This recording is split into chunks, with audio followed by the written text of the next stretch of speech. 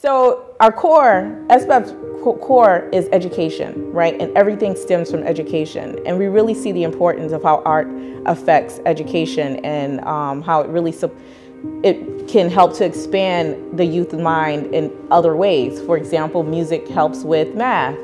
Art helps with comprehension and learning skills, right? And just learning, giving you self-esteem to say, hey, I created this, I can do this. It helps with your soft hand-eye coordination skills. It helps you to think outside of the box. Arts is essential to education and learning. We have some awesome people there that are backing up programs. I happen to be in the art enrichment program, and I oversee the art projects that we're going to do in the after-school program as well as the summer day camp. Partnering with SBEV has allowed the art education program for the Flint Public Art Project to do a satellite through the SBEV building. So our art education program extends to the neighborhoods where we're offering a free community art program. And it's an art enrichment program where we discover different mediums. We are introduced to professional artists and art history. We do art and resilience, which is an art healing program, because we're not stuck in being a victim in Flint anymore. We're showing and showcasing our talents. This is a place that is rich with talented individuals, children, middle-aged people, and our seniors. We even have some famous seniors in Flint. And we're gathering them all together and creating a grassroots movement to enrich our youth, because the only difference between at-risk youth and youth out here in other districts is opportunity. And when we have opportunity, we then enrich our environment and our awareness so we can reach outside of our local dilemma and reach for the stars. My son calls me a historian. I feel I like painting people and stories. My mother told us when we were growing up, you don't have something to say, keep your mouth shut. So my paintings are about the people I meet, the area I grew up in, Flint, and I have a series of paintings I've been working on for a couple of years now, a few years, called My Flint. And that's what's important to me, that the north side of Flint is not relegated into a state of nothingness. Spoken word has empowered. It's a tool for empowerment. I feel like the worst thing that anybody can have happen to them is not have their story or their truth be told. So if through spoken word I can tell not only my story, but the story of other women like me and other people like me, and give a voice to the voiceless in some sense, then I think that's one of the most amazing gifts that I've been given, is to be able to be a voice. And I think that's what spoken word gives me. Making music gives me energy. It's kept me alive these 40-something years, really. I mean, when I say that, I really mean it's kept me alive. You know what I'm saying? It gives me something to, you know, to devote myself to. And making music allowed me to travel. I've been to all 50 states because of music. And for an inner city black man, that's a rare thing to have happen. You know, I've traveled all over the country because of music. I've seen everything. I've been everywhere. I've done everything, and all on the back of music, you know. And I thank God for the blessing to be, you know, involved with music. I've been a lifelong resident of Flint. I have been involved in things artistic, particularly theater, for the last, how many years? 18, 24, what is that? Almost 50 years. Been with McCree Theater for at least 25 years, and sort of just love being involved in the arts. I love being one of the propellers behind the arts movement here in Flint, particularly as it relates to the north side of Flint and Flint's inner city. I just relish the idea of being able to bring out the best that we have to offer in terms of the individuals who come to us and the ensembles that we put together to produce our plays. I think that theater can be a learning laboratory for our entire community because it can demonstrate to us what we have to do to create and to construct and to make things beautiful. Journalism impacts Flint in a lot of ways. Journalism also impacts Flint because I think we don't have enough of it. That's why I do the work I do and why I help and want to support any other news organization that is out there. Flint needs and deserves to have more of its story being told.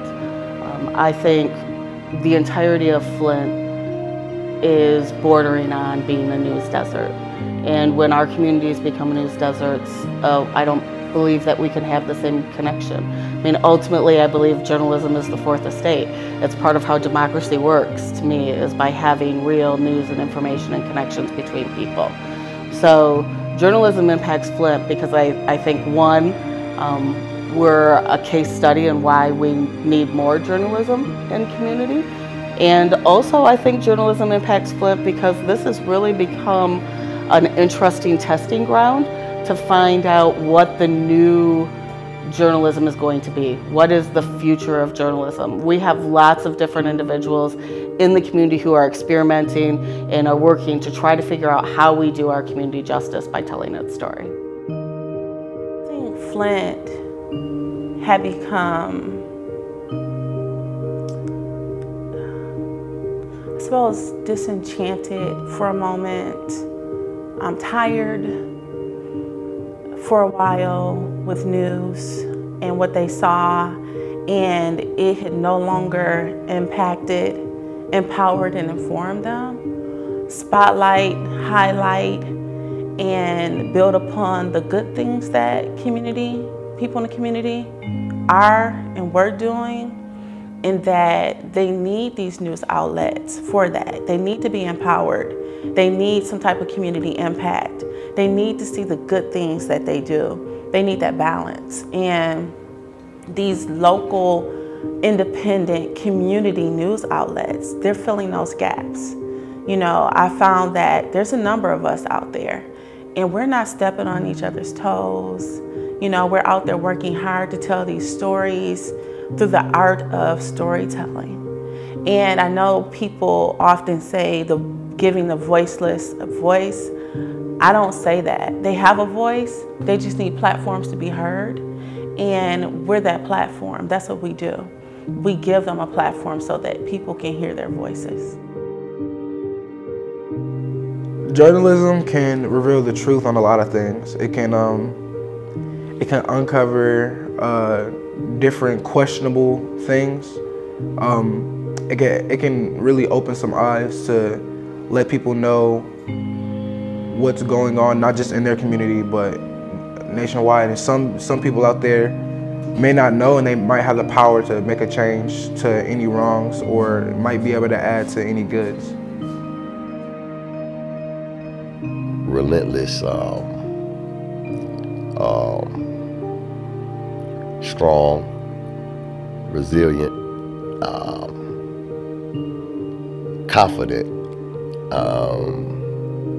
Flint people, we don't quit. You know what I'm saying? We chase a dream. everywhere I've been, I ain't never met people really with the character of Flint people as far as it comes to not quitting and never giving up and striving to reach their goals, and fighters, man. That's what, best way I could describe it.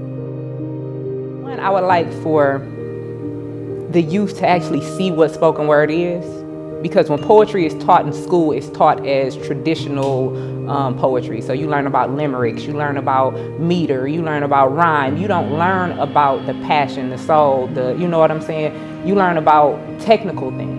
And once they hear spoken word, they understand that I don't have to be within these confines of what was traditionally seen as poetry. And I think that because it's so closely related to hip hop, and because it has that feel of hip hop, it can be a way to introduce youth to more traditional art forms such as poetry. Because if I wouldn't have been interested in poetry, I wouldn't have been introduced to people like Edgar Allan Poe and Paul Laurence Dunbar, and I still use references and things like that in my current work to those people and to those artists. So I think that it broadens the horizon, and it gives you a way to, like I said, bridge that traditional art form with a newer art form. I've seen kids come in there and they're a little bit reserved. They feel like they don't have a talent per se. And after a while, you see them, you just see the talent start to develop. Or for this particular individual student I'm thinking about, her talent was there, but she didn't have the confidence. So with the instructors of News Movement, I see them motivating the kids and pushing the kids and giving them that self-esteem boost. You have students that in school, their grades are, D's and E's for a lot of them, not because they're not bright, not because they're not talented, but because maybe they learn differently and that hasn't been addressed. So arts allows kids to maneuver in different ways, right? It allows them to explore in different ways. It allows them to understand how they learn, right? So it's really important. Arts is really important. It's extremely important. Again, it's hand in hand with education. Arts is education, right? So just seeing this child, just seeing her grow, and now I hear her words, instead of her constantly being negative, oh, I can't do that. I'll never be good at that. No one ever liked my picture. I can't edit this video. I'm not gonna post this. I'll never speak in public, to, oh, I'm gonna do that. Did you see my picture? It's amazing. Miss Jaquanda, she posted it on social media. Maybe I could put this in a what do you call that when you apply, in a talent show, what do you call those? Maybe, so it just changes their focus on learning and accomplishing and feeling accomplished and feeling like they're worth it. So it definitely helps with the self-worth. Like the Engagement Hub, that's an organization where the neighborhood residents can rent tools and equipment and take classes and learn how to use the equipment to improve their neighborhood and to cut the lawns that are abandoned and blighted in their neighborhood. So we're kind of using them as a grassroots method to stop the blight. If you can do it yourself, that empowers you. And when we put a mural in their neighborhood, they all seem to want to join in and take ownership of it, because we ask them, what is your message? What do you want to see on a mural? What would you like to have? What is the main message that you want to put out for this neighborhood? And a lot of times it's just that they want imagery that's beautiful or something that is cultural, and that's also where we come in. We can introduce a lot of culture through art, and that in itself empowers these children to know that they come from something other than blight and what people would tag us as being a victim. We're not victims. We're rich with culture. We're rich with possibilities. We've got kids now that are blooming, just like the kids did before we had the water crisis. We only know and are programmed to know what is put in front of us. So if we broaden the horizon for opportunity and things that are put in, possibilities that are for these children, they will come forth and they'll show you that they're capable of much more than what you've given them credit for. What do we want to say about ourselves? How do we want to shape our own images? How do we want to convey those images? Theater does all of those things so that our image is not determined by anyone else, that it's not distorted, that we can speak truth to power, you know, and we can use theater to, you know, really embrace our own culture and our own identity. And that's basically what we're trying to do in North Flint and with our people. I think it's like a hodgepodge of everything, you know. I've been fortunate enough where I can be a part of any place and neighborhood in Flint. So I can experience the north end of Flint, and that's where I'm housed. Like, that's my stomping ground, like, all the time. But then I could jump in my car and shoot downtown and, you know, have something to eat and hang out downtown. You know, I can be on the south end of Flint, and you have a diverse group of people. Even though most people look at the city as black and white, I don't. You know, I know that there's artists and there's business professionals, you know. We also have the single moms and all those stereotypical things that you think of when you think of the community, but we also have families, people in two-parent households, you know. It's like, it's one of those things where I see the good, the bad, and the ugly, and I would like others to see the same. Like, see collectively who we are and not just what you see on mainstream media, you know. And I guess now you can, because even with Flint Beat, we have Flint Beat, we have Flint Side, we have East Village Magazine that's showing all these groups of people. If you look at all those different news agencies, you could better get a sense of what Flint is and who Flint is and all these different people in this community that makes it great, right? So when I think of Flint, I usually don't think of what I see on mainstream media and, you know, what I hear about on Blotter and those things. I just think about how great the community is and all the great things that we do for each other and the Flint family, like who we all are and what we all bring to the table and how hard we're all working.